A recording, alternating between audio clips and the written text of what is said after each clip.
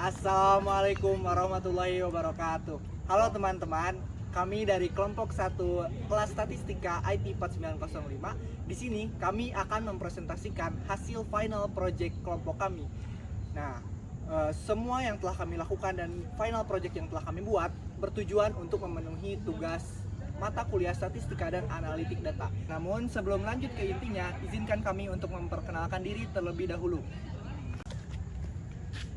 Perkenalkan, nama saya Fatur Maniafi dengan NIM 103 0325 00077.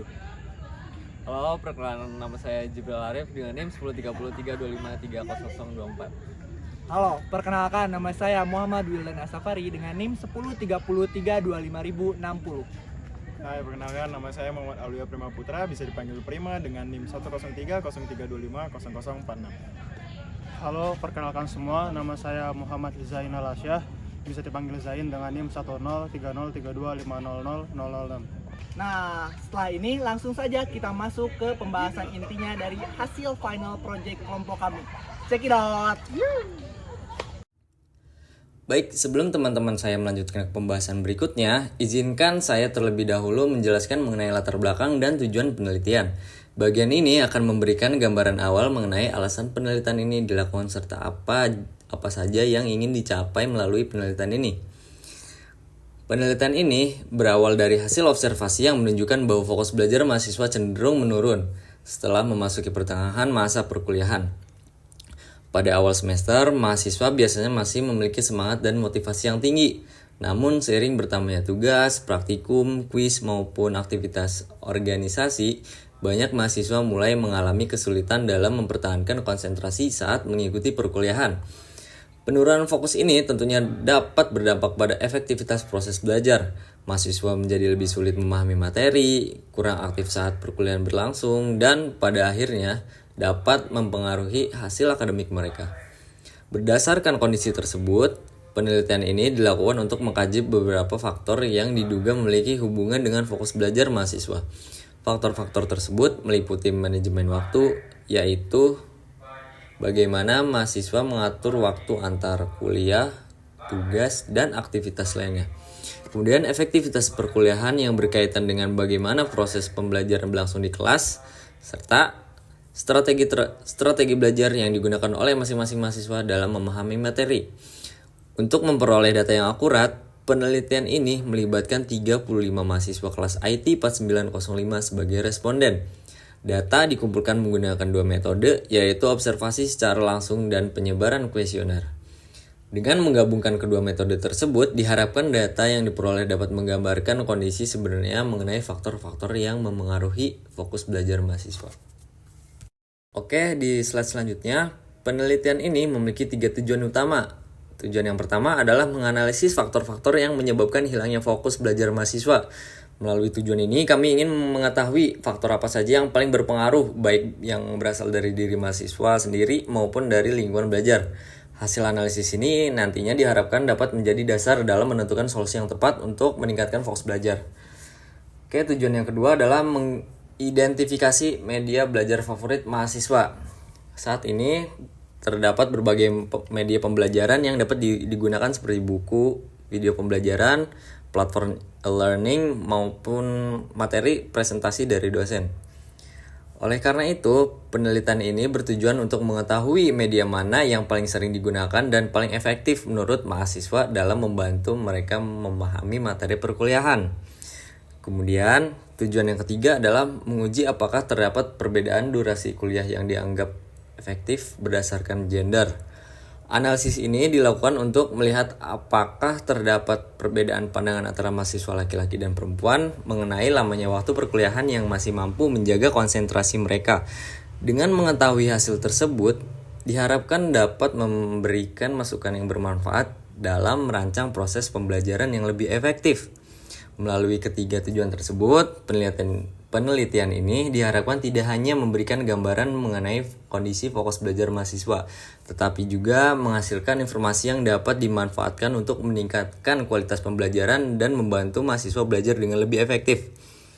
Oke, sekian penjelasan mengenai latar belakang dan tujuan penelitian. Selanjutnya akan dijelaskan oleh teman saya. Di sini saya akan melanjutkan penjelasan yang sudah disampaikan oleh Jibril dan saya akan menjelaskan mengenai uji reliabilitas instrumen yang kami gunakan dalam riset ini. Sebelum kita membedah datanya lebih jauh, kami harus memastikan terlebih dahulu bahwa kuesioner yang kami sebarkan ini benar-benar valid dan konsisten. Nah, metode yang kami pilih adalah Cronbach's Alpha. Bisa kita lihat bersama-sama pada slide, hasil olah data statistik kelompok kami menunjukkan nilai Cronbach's Alpha sebesar 0,8557. Di dalam aturan statistika, angka yang berada di atas 0,6 atau 0,7 itu sudah dianggap aman. Jadi, dengan pencapaian 0,8557 ini, instrumen penelitian kami dinyatakan sangat reliable.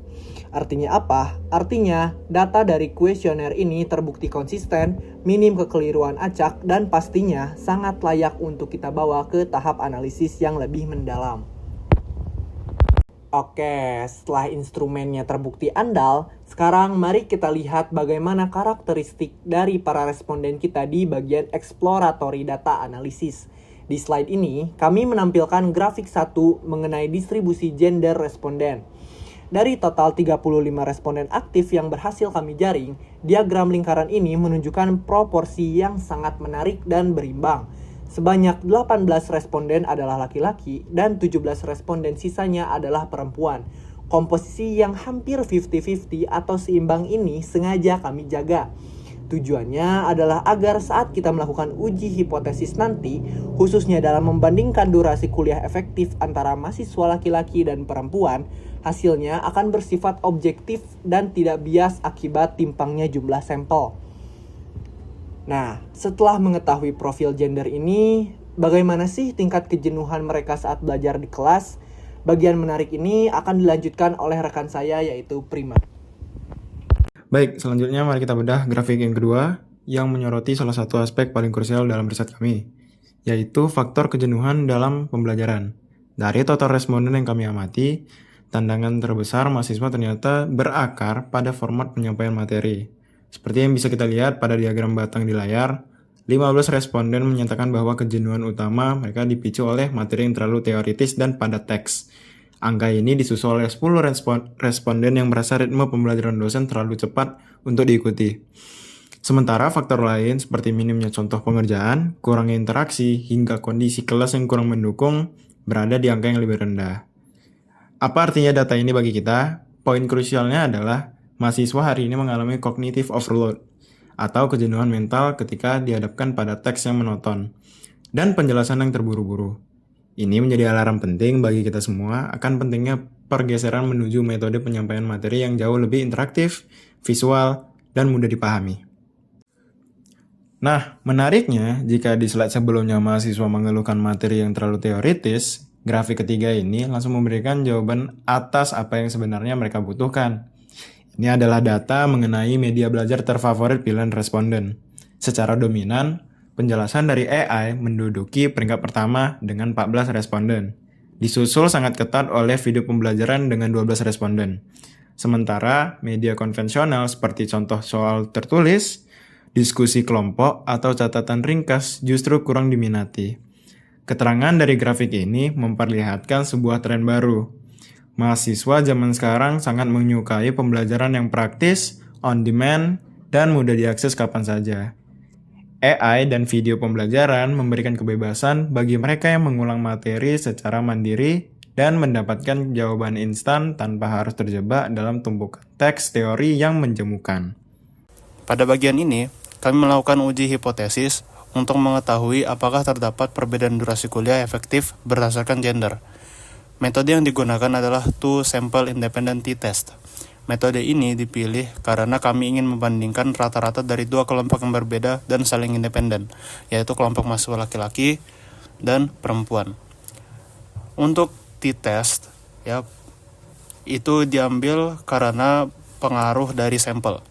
Jadi di dalam pembahasan kali ini ada yang namanya t-test dan z-test. Dan itu dipengaruhi oleh sampel. Jika sampel kurang dari 30, maka kita dengan beberapa syarat lagi akan memungkinkan dan juga tesnya itu akan disebut t-test gitu. Dan jika di atas 30 sampelnya, maka akan disebut dengan z-test. Kemudian ada juga yang dinamakan dengan hipotesis nol atau H0. Itu adalah menyatakan bahwa tidak ada perbedaan durasi kuliah efektif berdasarkan gender. Sedangkan hipotesis alternatif atau H1 menyatakan bahwa terdapat perbedaan durasi kuliah efektif berdasarkan gender. Dari hasil pengolahan data diperoleh rata-rata durasi kuliah efektif mahasiswa laki-laki sebesar 85,1 menit. Seperti yang bisa kita lihat dari slide sebelumnya juga. Sedangkan mahasiswa perempuan sebesar 58,93 menit. Itulah hasil yang diperoleh dari perhitungan. Kemudian setelah dihitung juga diperolehlah nilai T statistik sebesar 4,8851 dan p-value-nya sebesar 0,000. Dalam pengujian hipotesis, kriteria yang digunakan adalah jika p-value lebih kecil dari 0,05, yang dimana 0,05 adalah titik kritis, maka H0 ditolak. Ya, setelah dibandingkan, ternyata nilai p-value yang diperoleh yaitu 0,00 lebih kecil dari 0,05, maka H0 ditolak. Yang artinya p-value berada di dalam daerah kritis. Dengan demikian, dapat disimpulkan bahwa terdapat perbedaan yang signifikan pada durasi kuliah efektif antara mahasiswa laki-laki dan perempuan. Artinya, berdasarkan data yang kami peroleh, gender memiliki hubungan dengan perbedaan lamanya mahasiswa dapat mengikuti perkuliahan secara efektif. Berarti, data yang kami peroleh, gender memiliki hubungan dengan perbedaan lamanya mahasiswa dapat mengikuti kuliah secara efektif. Oke. Baik, selanjutnya kita masuk ke bagian kesimpulan. Berdasarkan hasil penelitian yang telah dilakukan, dapat disimpulkan beberapa hal. Yang pertama, instrumen penelitian yang digunakan memiliki tingkat reliabilitas yang sangat baik dengan nilai Crouch-Bench alpha sebesar 0,8557. Hal ini menunjukkan bahwa data yang diperoleh cukup konsisten dan dapat dipercaya. Kedua, dari hasil kuesioner, diketahui bahwa materi yang terlalu teoritis menjadi faktor utama yang menyebabkan mahasiswa merasa jenuh dalam proses pembelajaran. Oleh karena itu, diperlukan metode pembelajaran yang lebih menarik dan mudah dipahami. Ketiga, media belajar yang paling banyak diminati oleh mahasiswa adalah AI dan video pembelajaran. Hal ini menunjukkan bahwa mahasiswa cenderung lebih menyukai media belajar yang praktis, fleksibel, dan mudah diakses. Dan yang terakhir, berdasarkan uji hipotesis menggunakan two sample independent t-test, diperoleh hasil bahwa terdapat perbedaan durasi kuliah efektif berdasarkan gender. Dengan demikian, hipotesis 0 ditolak dan dapat disimpulkan bahwa terdapat perbedaan yang signifikan dalam durasi belajar efektif antara mahasiswa laki-laki dan perempuan. Oke, kita masuk ke slide yang terakhir. Terdapat beberapa solusi dan rekomendasi yang dapat diberikan. Yang pertama, metode pembelajaran sebaiknya diperbaiki dengan mengurangi penyampaian materi yang terlalu teoritis dan memperbanyak contoh kasus, praktik, maupun diskusi agar mahasiswa lebih mudah memahami materi dan tidak dapat cepat merasa jenuh. Yang kedua, pemanfaatan teknologi seperti AI serta video pembelajaran dapat dijadikan media pendukung belajar mandiri. Dengan adanya media tersebut, mahasiswa dapat belajar secara lebih fleksibel sesuai kebutuhan masing-masing. Ketiga, dosen maupun institusi pendidikan perlu menyesuaikan durasi serta cara penyampaian materi agar proses perkuliahan menjadi lebih efektif dan tidak menimbulkan kejenuhan pada mahasiswa. Dengan menerapkan beberapa hal tersebut, diharapkan proses pembelajaran dapat menjadi lebih menarik, efektif, serta mampu meningkatkan fokus dan motivasi belajar mahasiswa. Nah, mungkin cukup sekian penjelasan dari kami. Semoga segala sesuatu yang telah kami sampaikan dapat bermanfaat bagi kita semua. Kurang lebihnya mohon maaf. Terima kasih atas perhatiannya. Wassalamualaikum warahmatullahi wabarakatuh. Bye-bye.